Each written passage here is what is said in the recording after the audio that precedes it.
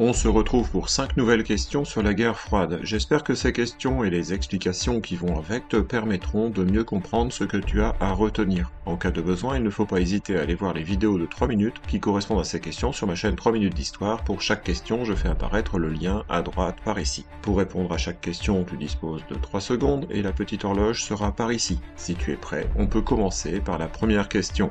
En 1947, le monde se coupe en deux. Quelles sont les conséquences pour les gouvernements à l'Ouest? Les ministres communistes sont exclus de ces gouvernements. Pourquoi le coup de Prague marque-t-il les esprits à l'Ouest? En 1948, les communistes sont parvenus à prendre le pouvoir sans avoir recours à la force et malgré une forte tradition démocratique en Tchécoslovaquie. À quelle date Khrouchtchev dénonce-t-il le culte du chef dont Staline a fait l'objet?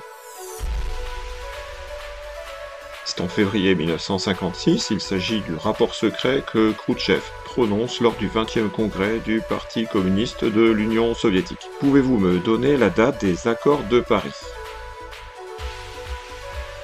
Les accords de Paris sont signés en janvier 1973 et ils prévoient le retrait des troupes américaines du Vietnam. Avant de passer à la 5e et dernière question, je t'invite à mettre un pouce à cette vidéo, ça se trouve quelque part par ici, et à t'abonner à ma chaîne 3 minutes d'histoire.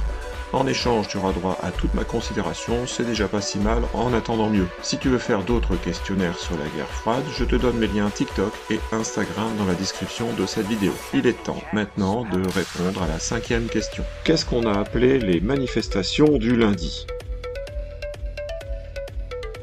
Ce sont des manifestations qui ont lieu tous les lundis depuis le 4 septembre 1989, à Leipzig d'abord, puis dans d'autres villes d'Allemagne de l'Est. Ces manifestations réclament une libéralisation en RDA.